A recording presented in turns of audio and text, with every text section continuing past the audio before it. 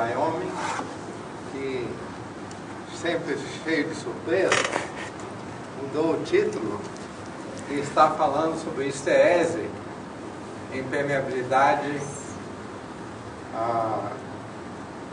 para sequestramento geológico de gás carbônico. Muito obrigado, Dan. A mim coube a honra de terminar essa sessão depois de uma palestra inspiradora do professor Hans e do Igor. O meu título original tinha alguma coisa a ver com estocasticidade. A única coisa que restou de estocasticidade é o próprio palestrante.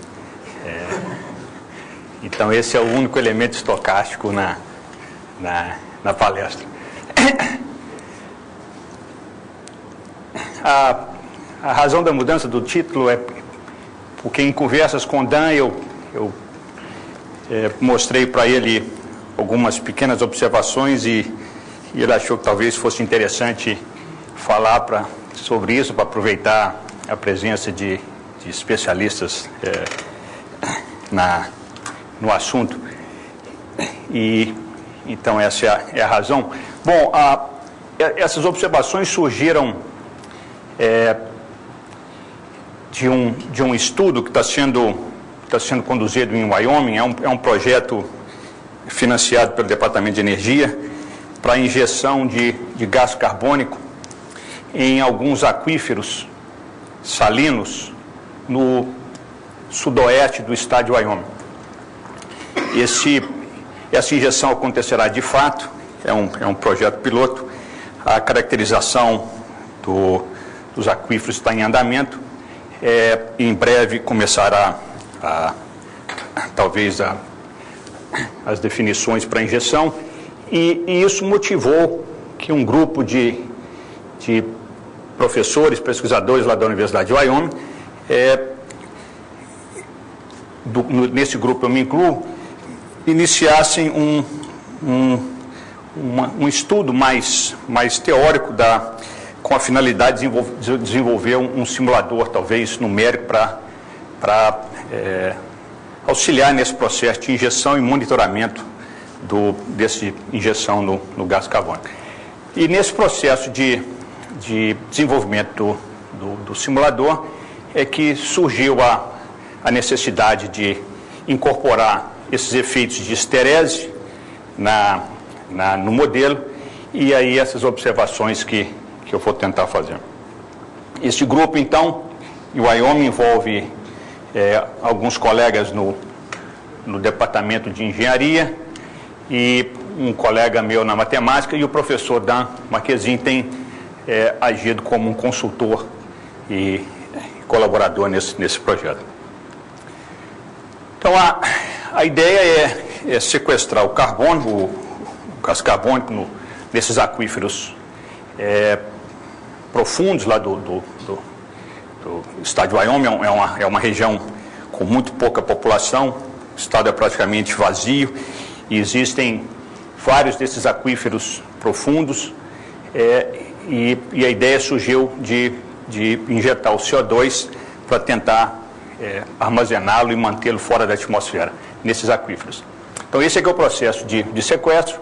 A ideia é tentar mantê-lo lá por um tempo grande, e a preocupação, uma das preocupações principais nesse processo é a possibilidade do retorno do CO2 para a atmosfera devido a falhas na rocha que supostamente o manterá lá embaixo.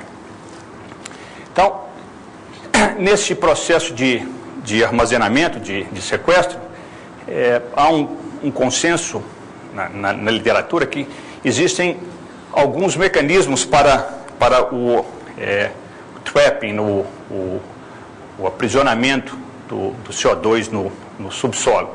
O mais evidente seria esse hidrodinâmico, que é devido à presença de uma rocha impermeável no topo do aquífero, que então impediria o CO2, que é mais leve que a água salgada, o brine, de voltar para a atmosfera. Além desse mecanismo de captura, existe o mecanismo de captura por dissolução que o professor Browning falou. O CO2 dissolve na água, no brine, o brine, por sua vez, fica mais denso, essa mistura, e aí ele afunda e permite uma dissolução continuada do CO2. Além disso, a possibilidade de reação com a rocha, esse brine contendo gás carbônio, ele fica um pouco ácido e aí reage com a rocha e essa reação gera carbonatos que se precipitam. E o último aqui listado é o armazenamento devido a efeitos capilares. Isso é resultado de depois terminada a fase de injeção do CO2, o CO2 continua migrando dentro do aquífero, e essa migração leva à possibilidade de uma redução da saturação do CO2 para valores residuais, e essa fase fica então imóvel e permanece lá dentro. Seria esse trapping por capilaridade, em que é devido a essa desconexão da fase CO2 em bolhas que não se deslocam. E isso aqui talvez é o que a gente observou, e não sei se isso é de fato um possível mecanismo para auxiliar o armazenamento ou não, mas talvez mereça alguma investigação. É a possibilidade devido a efeitos de esterese, que, como eu vou tentar argumentar, devido à análise do modelo matemático, ocorrem essas descontinuidades na saturação devido à esterese, e isso pode auxiliar no processo de armazenamento. Há uma diferença entre isto aqui e esse capillary trapping. Aqui é devido à imobilidade da fase do CO2. Aqui o CO2 ainda é móvel, porém o surgimento, o aparecimento dessas descontinuidades de saturação pode manter uma fração do CO2 no subsolo. Nesse desenvolvimento, nós estamos olhando para um modelo extremamente simplificado, que existem possivelmente existem algumas localizações do aquífero no reservatório. Esse regime, o fluido consiste de duas fases. Uma fase que é rica em brine, que é a fase molhante, a fase que molha o meio poroso, e uma outra fase, ela é rica em CO2, que é o CO2 supercrítico. Aqui, esses aquíferos lá em Wyoming são bastante profundos, temperatura e pressão manterão o CO2 no estado supercrítico, e essa fase é rica em CO2 e a fase não molhante. Nós estamos supondo que não há troca de massa entre as fases, ou seja, os fluidos estão saturados, não há mais troca de massa, desconsiderando os efeitos de compressibilidade, assumindo que o escoamento é, portanto, incompressível, e também negligenciando os processos de difusão induzido por capilaridade, já que nós estamos interessados em escalas de reservatório. Essas são as simplificações do modelo, e isso, então, dá origem a essa equação escalar, conhecida de todos, certamente nessa audiência, que S é a saturação do brine,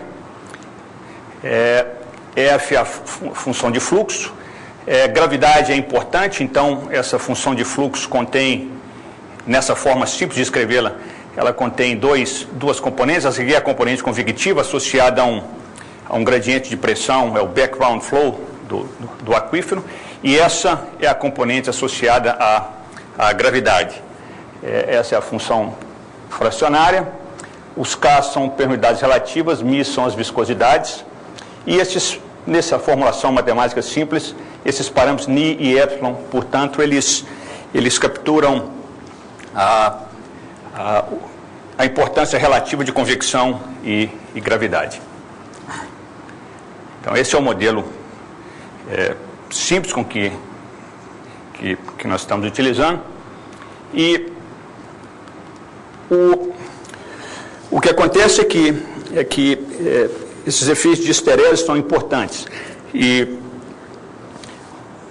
os colegas no departamento de engenharia de petróleo, Mohamed Piri e o seu aluno, eles estão fazendo experimentos nas condições dos aquíferos, então pressões e temperaturas correspondentes aos aquíferos, para medir o efeito de histerese nas permeabilidades relativas.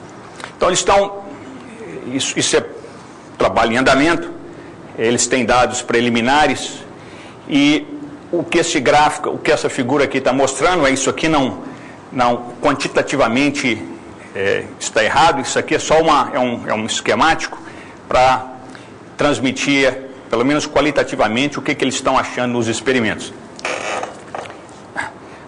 Eles estão realizando experimentos para medir drenagem e vários testes de imbibição para determinar as scanning curves. Então, o que acontece no experimento tipicamente é o seguinte: isso aqui são as permeabilidades relativas, o vermelho é da água, do brine, e o azul é do CO2, supercrítico. O efeito de histerese observado é predominante no CO2, ele é pequeno na água. Então, nesse modelo simples, nós estamos desconsiderando inteiramente a histerese na água e considerando apenas a histerese no CO2. Então, um experimento típico no laboratório é o seguinte: o cilindro poroso está inicialmente saturado com brine, isso aqui é a saturação do brine, começa a se injetar o CO2 e vai computando, são testes steady state, vai computando a variação da permeabilidade em função da saturação do CO2 injetado na mistura. Então, tipicamente o que ocorre é que, quando o meio estava inicialmente saturado com brine, ao injetar o CO2, a permeabilidade do brine decai monotonamente e a permeabilidade do CO2 cresce monotonamente. Se ao longo desse processo de drenagem, porque o brine é a fase molhante e ele está sendo deslocado pelo CO2, então a gente chama isso de drenagem. Se nesse processo de drenagem, ao longo da drenagem, em algum ponto, há uma reversão do escoamento, ou seja, deixa de se injetar CO2 e passa a injetar água novamente, o que se observa é que, ao invés da permeabilidade retornar em cima da mesma curva de drenagem, a permeabilidade do CO2 cai mais rapidamente ao longo de uma outra curva, que é uma scanning, e eventualmente atinge uma saturação em que a fase CO2 é praticamente imóvel. Então, a permeabilidade relativa zero. E uma coisa que se observa é que existe, parece que uma correspondência 1 a 1 entre a saturação máxima do CO2 no ponto em que o escoamento é invertido, é revertido, e a saturação residual. Quanto mais CO2 existia antes de passar para a injeção de água, maior é a quantidade de CO2 que permanece imóvel por efeitos capilares. E se ao longo de uma dessas scanning curves aqui, se o processo de injeção de água for revertido agora,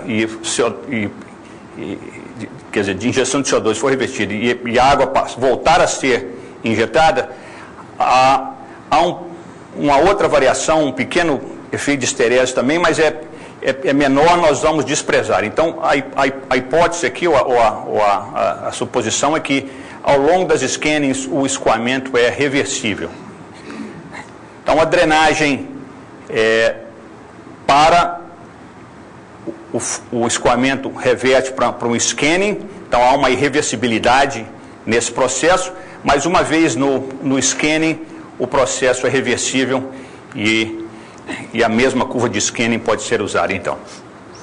Até que, se por acaso eu estivesse voltando em cima dessa curva de scanning, aí eu passo a injetar CO2 novamente, então eu retorno em cima dessa curva até o ponto em que ela toca a curva de drenagem, e aí esse scanning deixa de existir e o escoamento volta para o modo de drenagem.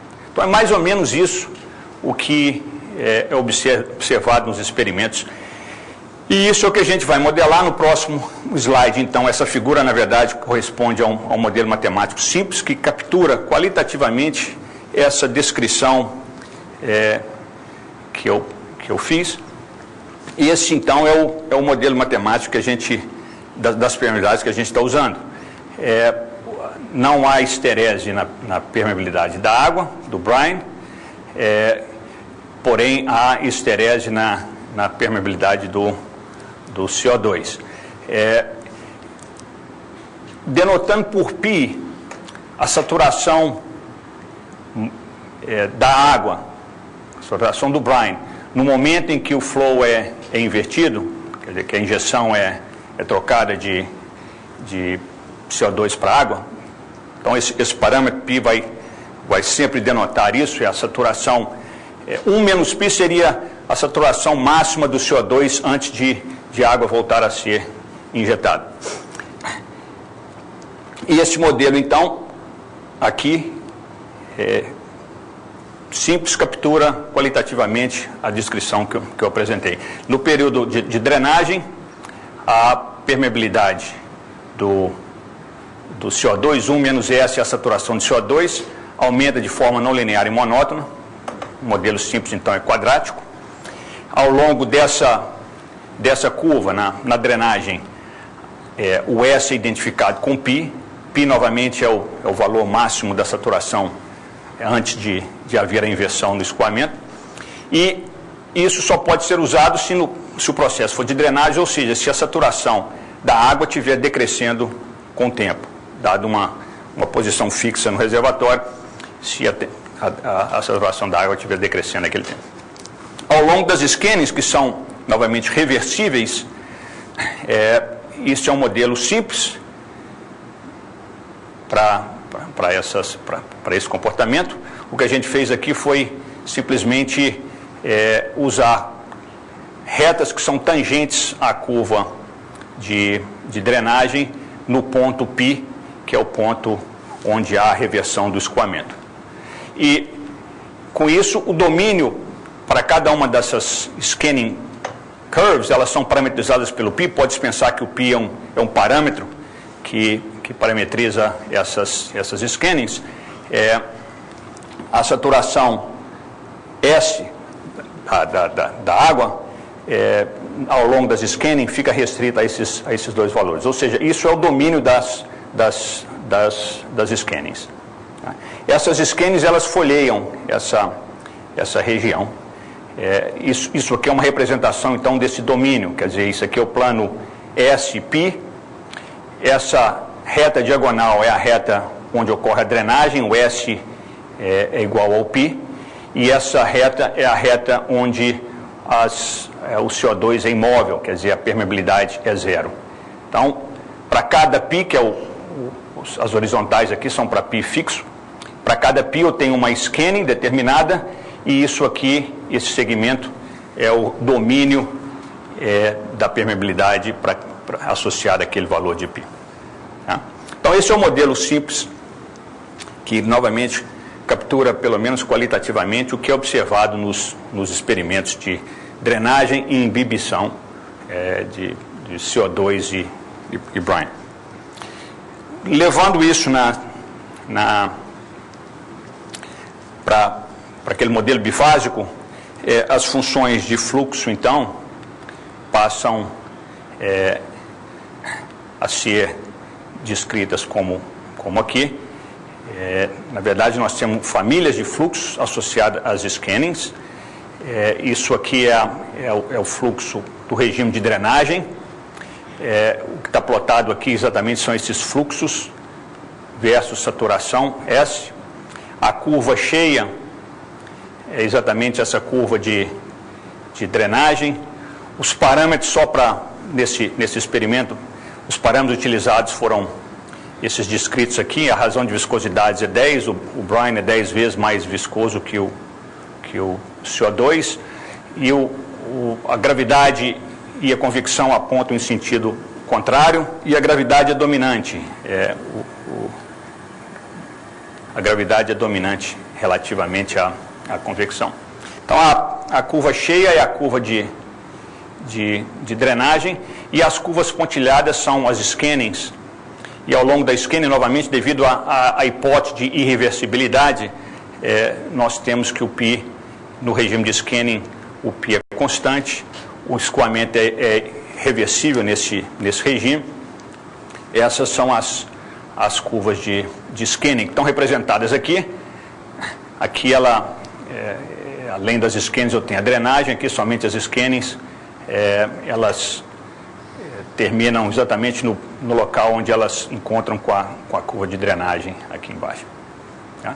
Então, essa scanning, por exemplo, correspondente ao valor π 0.8, 0.6, 0.4, 0.2 e 0 são as scannings. Tá? Então, esse é o modelo bifásico com efeito de esterese incorporado apenas numa das fases, na fase não molhante, que é o CO2 no caso. Gravidade e convecção presentes. A ideia, então, nós desenvolvemos esse modelo para testar e implementar nesse simulador que está sendo desenvolvido, e fizemos essa análise unidimensional para exatamente tentar verificar o simulador.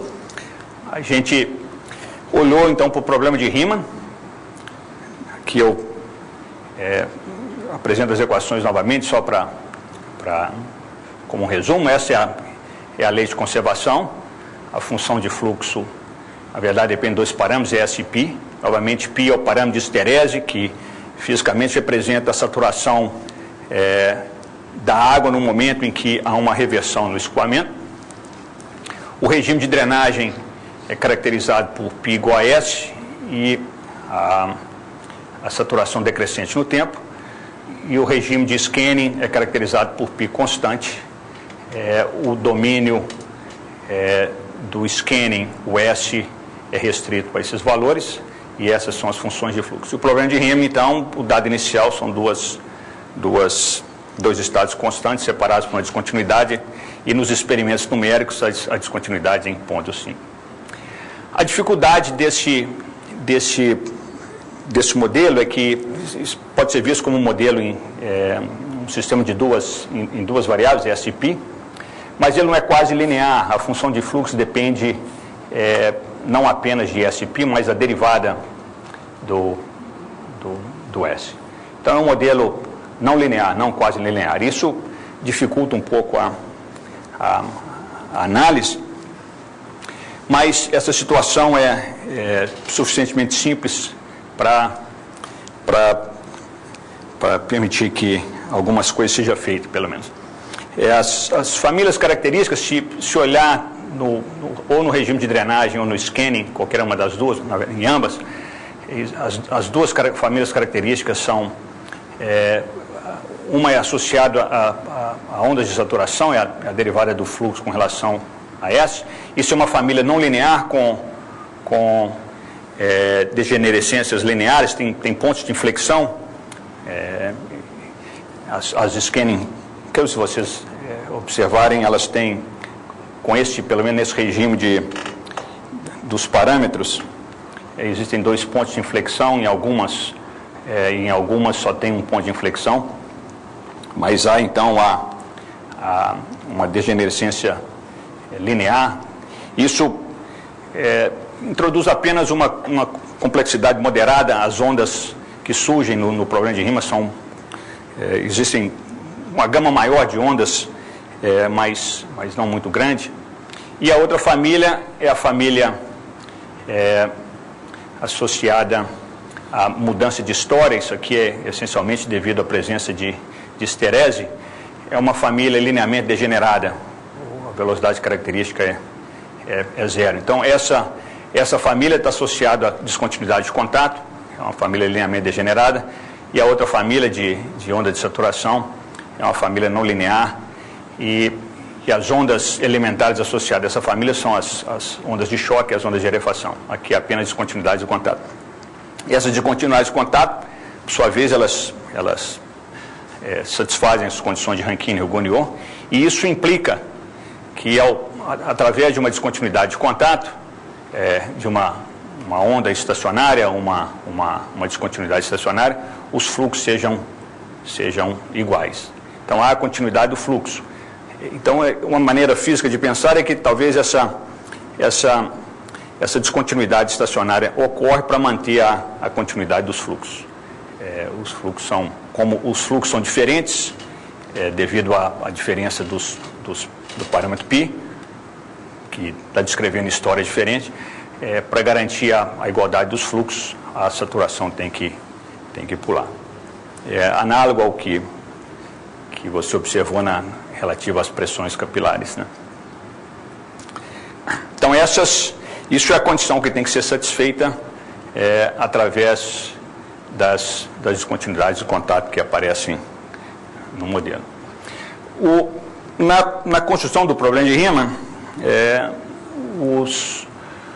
os elementos fundamentais para essa construção, que o problema é extremamente simples, não tem grandes complicações, dependendo da maneira que você olha, é a compatibilidade de velocidades. É claro que as ondas mais lentas têm que estar localizadas à esquerda das ondas mais rápidas. Isso mais ou menos controla como essas ondas estacionárias são utilizadas, se como elas surgem na solução, exatamente para obedecer esse princípio. É claro que as ondas de choque têm que ser selecionadas por algum critério de admissibilidade. No caso, um critério apropriado é o critério do perfil viscoso, que para esse modelo simples restringe-se a construção geométrica de Olenek. Se essas ondas acontecem ao longo das scannings, por exemplo, e ao longo das scannings é um problema escalar, e a existência de perfil viscoso é equivalente à construção geométrica de Olenek. E além desses dois, há a garantia de que a solução dependa continuamente no dado inicial. Então, esses são os três ingredientes que são utilizados para a construção das soluções de Riemann. E essas ideias todas, quer dizer, ou essa solução do problema de Riemann, é apenas uma extensão simples das ideias desenvolvidas nesses dois trabalhos sobre esterese. Quer dizer, não há novidade nenhuma em relação a esses trabalhos, é simplesmente uma extensão das ideias discutidas e apresentadas aqui na construção da solução de Riemann. Então, aqui é alguns exemplos de problemas de Riemann, de soluções, e o que eu tentei descrever aqui é possíveis situações em que seriam descritas por esse problema de Riemann.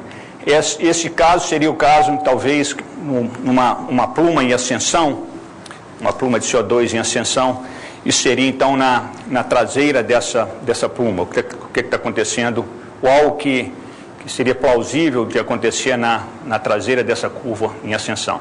Então, o estado à esquerda, novamente a gravidade aponta para a esquerda, então a pluma está subindo, ela está andando para a direita.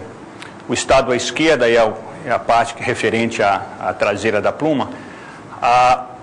o Pi é 0,6, ou seja, isso aqui era a saturação da água no momento em que o flow foi revertido, e a saturação S é 0,68. E o estado à direita, o S é menor, ou seja, isso é embaixo da pluma tem mais brine do que na pluma. Essa seria, portanto, uma situação correspondente ao rabo da pluma. Utilizando aqueles princípios o que eu posso fazer é utilizar essas descontinuidades estacionárias e ondas ao longo das scanning, com a possibilidade de utilizar a drenagem também.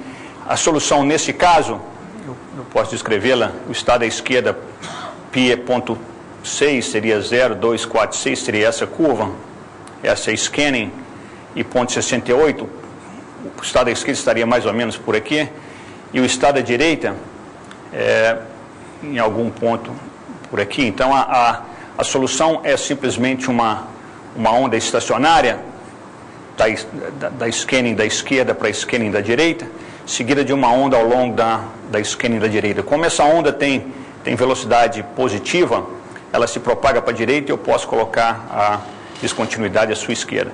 Então, a solução para um certo tempo é essa aqui. A descontinuidade inicial era localizada em 0,05. Essa descontinuidade aqui é, portanto, estacionária. E a onda que se propaga para a direita é esse choque que ocorre ao longo da scanning associada ao estado à direita. Então, a origem está no meio? A origem está exatamente no meio. A localização da descontinuidade inicial é aqui em 0,5. Então, por isso é que eu disse que isso aqui é uma onda estacionária. Ela não se desloca. Esse é o choque que se desloca para a direita, associado a um choque ao longo dessa scanning do estado à direita. Tá? Então, a solução aqui é uma onda estacionária e seguida, na frente dela é um choque se propagando para a direita. Se por acaso esterese não estivesse sendo modelado aqui, a solução desse problema de Riemann seria simplesmente um choque com essa amplitude propagando para a direita, se esterese não estivesse sendo modelado. Então, a observação aqui é que, devido à esterese,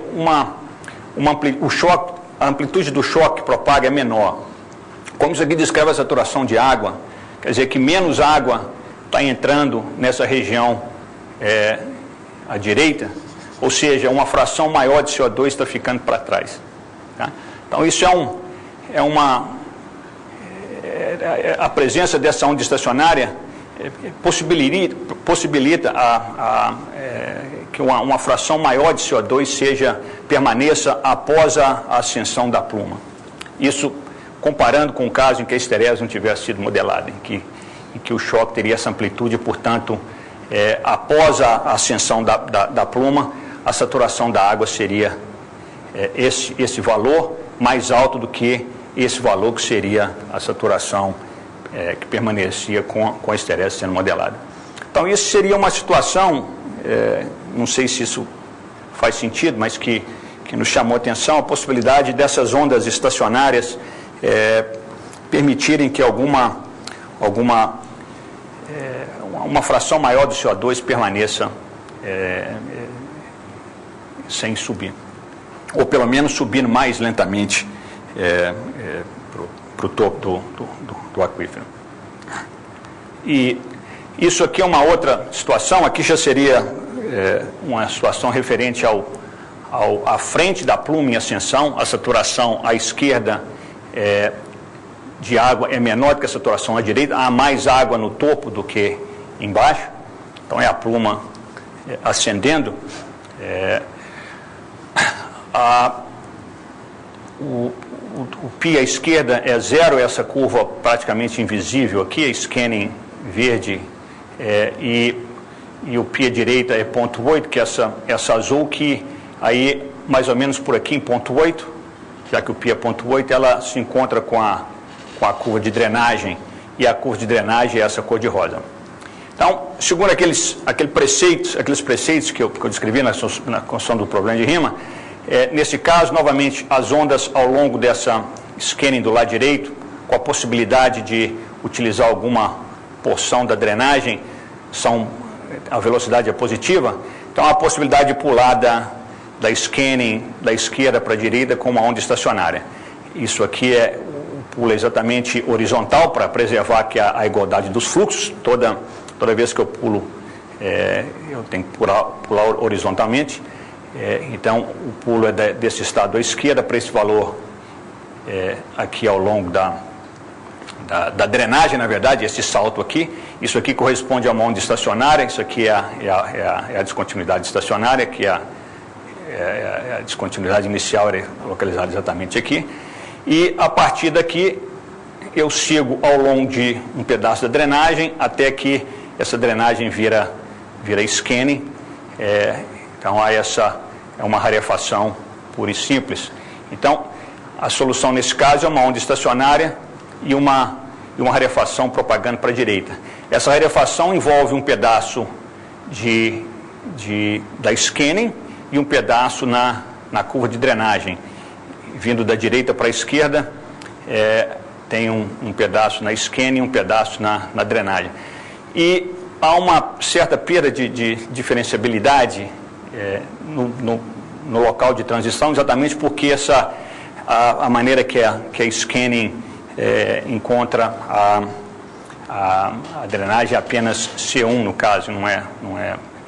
Então você observa um pequeno kinkzinho aqui, uma perda de suavidade na solução. Se no nosso modelo, por acaso, a scanning não fosse tangente, que é o mais plausível, os experimentos, né, não há nenhuma razão para que seja tangente. Se ela não fosse tangente, apenas encontrasse transversalmente a curva de drenagem, aí o que aconteceria, essa descontinuidade na derivada daria origem a uma região constante. É como se a rarefação se quebrasse em dois com um estado constante intermediário. Isso é uma situação um pouco mais complexa, em que, na verdade, o S à esquerda é 0,1, a direita é 0,45 e esses são os πs. Então, o estado à esquerda está aqui ao longo dessa curva de scanning, que encontra com a drenagem na origem, e o estado à direita encontra-se nessa curva scanning, mais ou menos por aí. Isso aqui é 0,4, mais ou menos por aqui assim. Então, nesse caso, a localização existem duas ondas, quer dizer, existe uma onda propagando para a esquerda, que é associado à utilização dessa scanning do lado esquerdo, é uma onda composta que envolve um choque e uma rarefação, todos com velocidade negativa. Está aqui o choque e aqui está a velocidade, aqui está a rarefação, e isso até esse ponto de mínimo ao longo da scanning, onde aí aparece a onda estacionária e depois mudando para outra scanning, e aí um choque é utilizado. Então, nesse caso, tem essa onda que move para a esquerda, é uma onda composta, tem o choque, uma rarefação. Essa onda estacionária, essa descontinuidade estacionária é adjacente, a rarefação termina com velocidade zero, ela começa aqui com velocidade zero e a velocidade vai decrescendo, esse choque propagando para lá e esse choque propagando para a direita. Essa é uma situação, então, que é um pouco mais complexa do ponto de vista do problema de Riemann, mas a ideia é que é extremamente simples esse problema de Riemann. Pode-se caracterizar algumas regiões. Se a gente desconsiderar os detalhes das ondas ao longo das scannings, ficam poucos casos para ser considerado, e o que distingue esses casos é exatamente a posição relativa dessa descontinuidade estacionária. Se ela acontece antes de uma onda com velocidade positiva, apenas na solução, ou se ela surge à direita de uma única onda tem velocidade negativa, ou como nesse caso, se ela está entre duas ondas, uma propagando para a direita, uma onda propagando para a esquerda. Então isso pode ser classificado de uma maneira extremamente fácil, o que propaga ou que aumenta o número da quantidade de casos possíveis a analisar, exatamente as complexidades dessas curvas de scanning, que aí, ou as degenerescências lineares, que aí implicam na possibilidade de vários tipos de onda ao longo dessas scanning. Mas, desconsiderados isso, eu sou extremamente míope, não consigo enxergar detalhes, aí o número de casos a considerar é extremamente pequeno e simples. Uma maneira de talvez forçar para tentar fazer uso dessas descontinuidades, se de fato elas existirem e se de fato elas servirem como um mecanismo auxiliar para armazenamento de CO2, uma maneira de forçar, e o que eu quis mostrar é que essas ondas estacionárias surgem sempre que há uma mudança de história no escoamento. Toda vez que eu trago de encontro duas histórias diferentes, essa disparidade é resolvida através de uma onda estacionária. Então, uma maneira de forçar essas histórias diferentes numa situação prática seria com uma injeção tipo WAG, em que eu alterno a injeção de misturas com composições diferentes. E isso é um experimento simples, para exatamente mostrar como é que essas soluções de Riemann descrevem essa situação de WAG e ilustrar como é que isso pode ser utilizado para forçar dinâmicas diferentes quando comparado com um modelo em que não há esterese. Então, aqui, nessa simulação da esquerda, é uma injeção WAG que alterna-se 90% de CO2 com 90% de brine. Quer dizer, a mistura que está sendo injetada é 90% de CO2, 10% de brine, por um tempo, e depois isso alterna com 90% de brine e 10% de CO2. Essa curva oscilante no início do reservatório, mas eventualmente essas ondas interagem e dão origem a uma solução que é a solução do problema de Riemann, que corresponde à injeção constante, com a taxa de injeção sendo a média temporal da injeção WAG. Então, a injeção WAG varia no tempo, ela tem essa alternância, mas se você integrar no tempo, tirar a média dessa injeção e resolver o problema com essa injeção constante, obtém-se essa solução verde, para a qual a solução WAG oscilante tende à medida que a solução entra para dentro do reservatório. Para qualquer porcentagem que entrasse nesse comportamento? Qualquer porcentagem, desde que a média temporal corresponda a esse valor, injeção. Se você alternar de maneira diferente, mas preservando essa média temporal, eventualmente a solução converge para essa solução do problema de Riemann associado àquela média temporal. Tá? E aqui essa azul, a vermelha é a mesma coisa dessa vermelha aqui, apenas essa outra verde aqui é o caso em que não há esterese. Essa esterese, a ausência de esterese não sendo modelada aqui, corresponde à injeção constante com aquele valor que levou a essa onda aqui. Então, essa curva, essa solução verde aqui pode ser pensada como sendo o caso em que apenas drenagem ocorresse, ou seja, eu estou injetando sempre a mesma mistura constante no tempo, não há variação temporal. Essa seria a solução. E a vermelha seria o resultado de mantendo a mesma quantidade total de fluido injetado, ou seja, a mesma média temporal, mas alternando daria origem a essa solução vermelha. A diferença é exatamente devido a uma descontinuidade de contato, uma descontinuidade estacionária que surge na solução do problema de Riemann devido a esse efeito de esterese, mudança. Então, isso aqui neste caso aqui, pode ser visto como utilizando essa dependência na história para variar ou alterar a dinâmica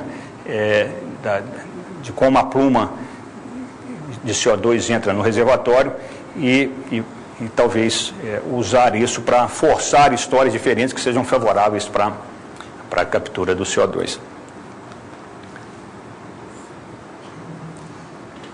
Isso quer dizer que eu terminei.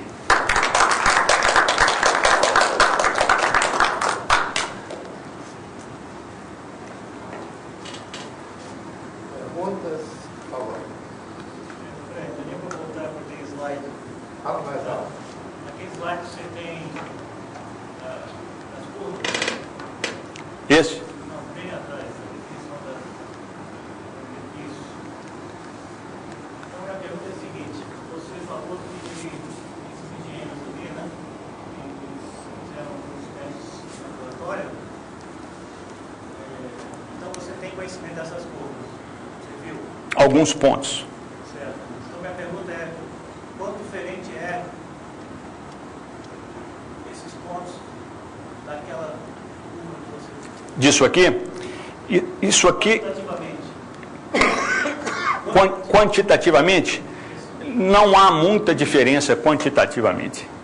É claro que, por exemplo, aqui eu não tenho saturações residuais, mas o tanto que o que eu quero dizer é o seguinte: essa porcentagem, talvez a melhor afirmação, o mais correto que eu posso dizer é o seguinte, que a porcentagem do CO2 que é imobilizado em função da quantidade de CO2 inicial é mais ou menos isso aqui. Não tem muita variação, não. É claro que isso aí depende do regime em que os experimentos estão sendo feitos. Qual mais dominado por capilaridade ele é ou não. Então, esses valores mudam com o regime em que o experimento está sendo feito. Mas, nas condições dos experimentos, isso aqui não é muito diferente quantitativamente, não. Quer dizer, essas quantidades, né? Então, é certo dizer que a esterese tem pouco?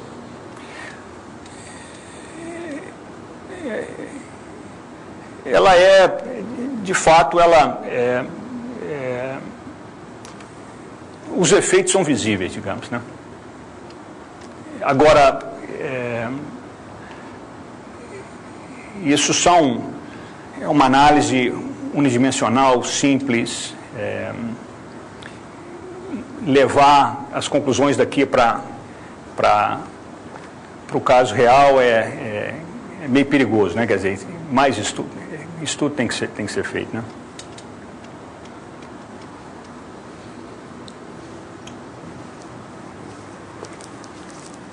Muito interessante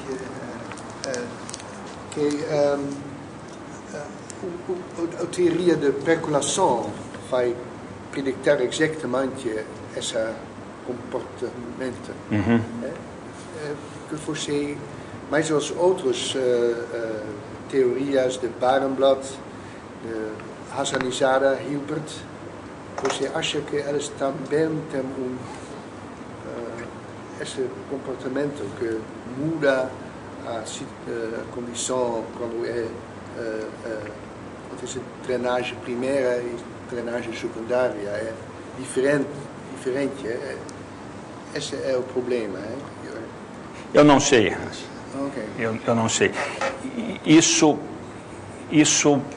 é baseado inteiramente nesses resultados experimentais que são resultados preliminares, incompletos, mas que apontam para essa figura. Teorias explicando isso, eu desconheço, eu sou inteiramente ignorante. Mas que Scherer faz, que os experimentos dos, me esqueci o nome, que ela faz colombo E inverte. Eu acho que Scherer tem uma correspondência entre a teoria e os experimentos. E você O pouco que eu conheço é o modelo do Kilo,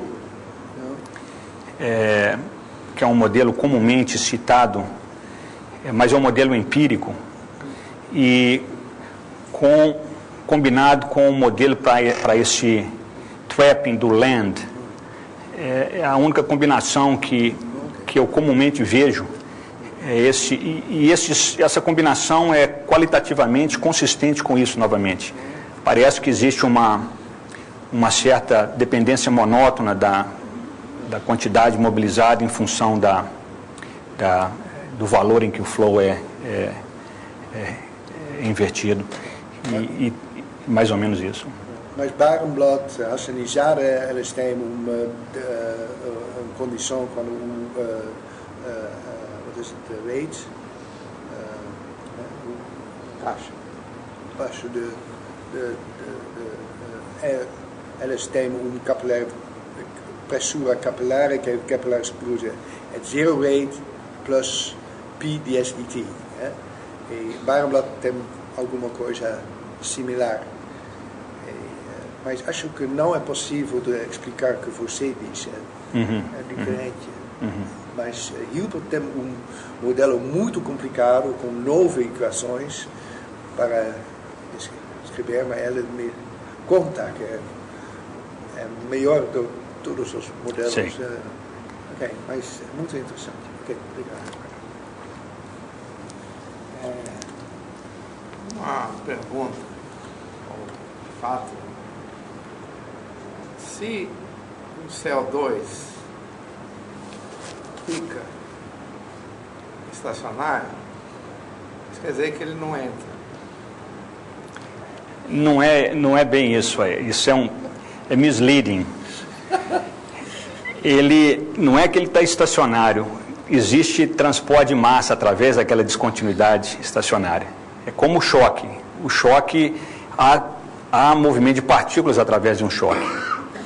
Então, o CO2, há uma migração, há um movimento de CO2 através da descontinuidade estacionária. Ele não está sendo imobilizado. Entendeu? Isso, no princípio, eu me confundi um pouco. E talvez o meu entusiasmo fosse bem maior do que depois que eu refleti mais demoradamente. E percebi que, na verdade, há um fluxo de CO2, há uma migração de CO2. Aquilo ali o CO2 cruza. Agora, o que acontece é que as saturações são diferentes. Então, pelo menos, isso pode servir como um mecanismo auxiliar, manter o CO2 por mais tempo no subsolo, aí aumentando as chances dele dissolver ou de interagir com a rocha. Eu acho que talvez. Mas ele é móvel, não é imóvel, não. Foi levado em conta a velocidade? Ou... Sim. Esse regime nessas simulações existe uma convecção e a gravidade. A gravidade é dominante, mas tem um pouco de convecção e eles apontam em direções contrárias. É uma situação típica de um aquífero inclinado em que o movimento background flow é ascendente e a gravidade está apontando para baixo. Então isso é no sentido da inclinação do...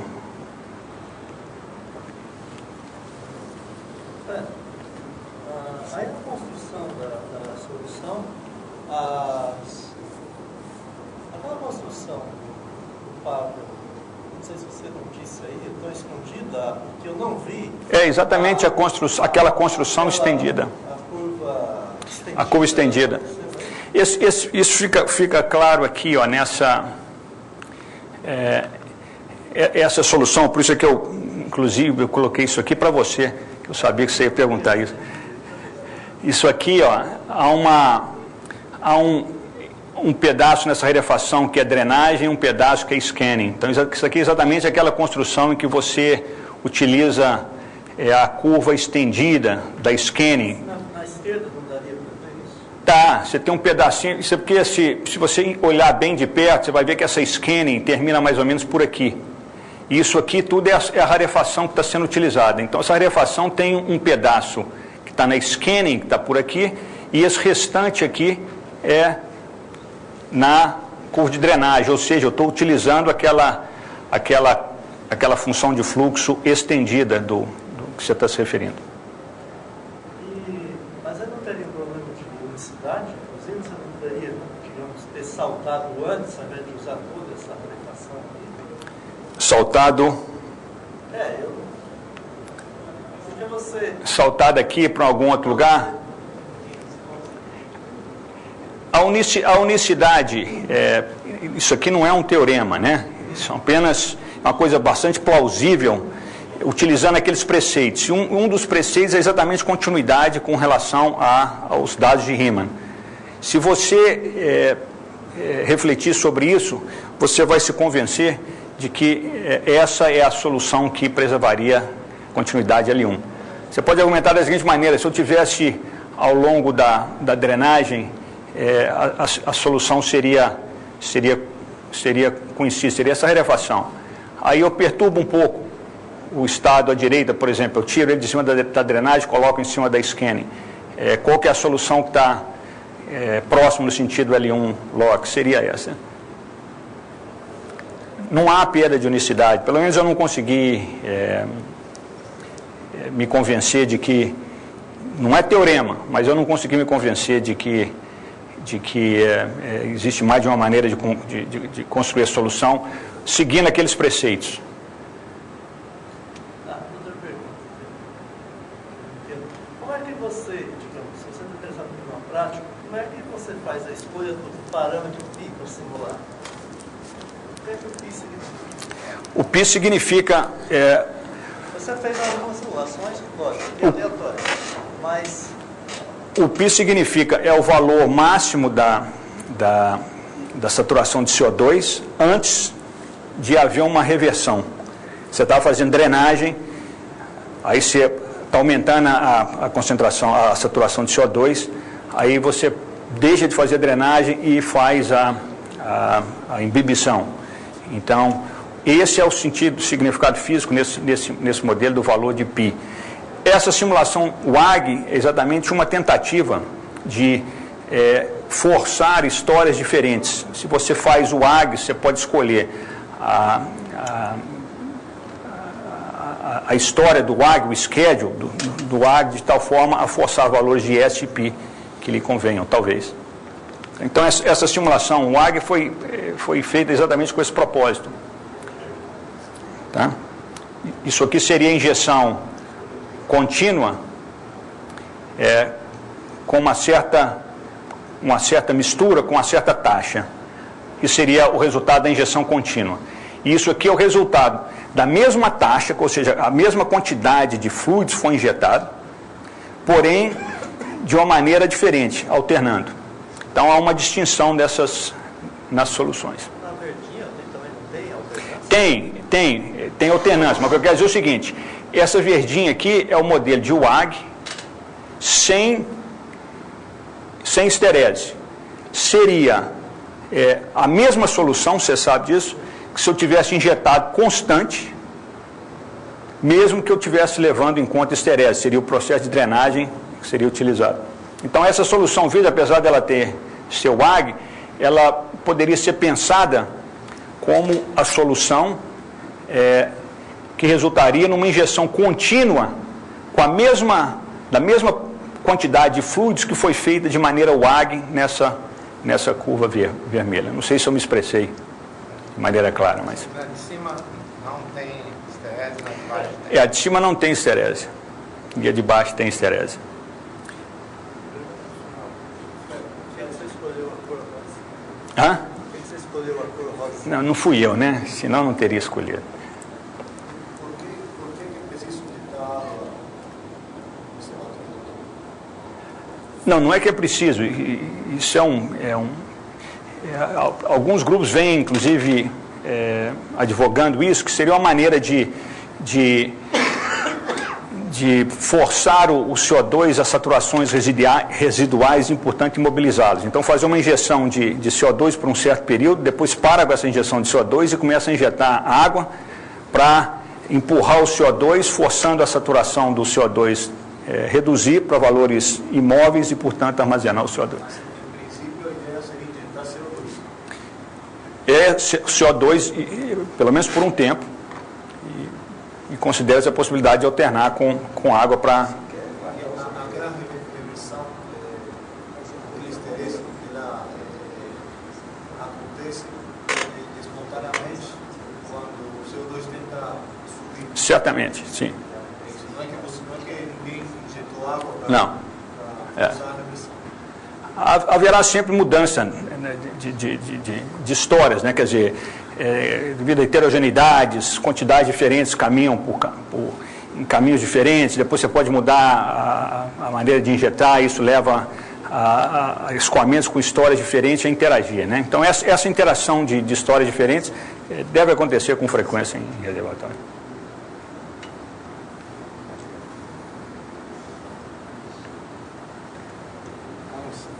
Queria agradecer pela interessante palestra, todo mundo aqui presente, e quem sabe a gente se encontra de novo na Assembleia.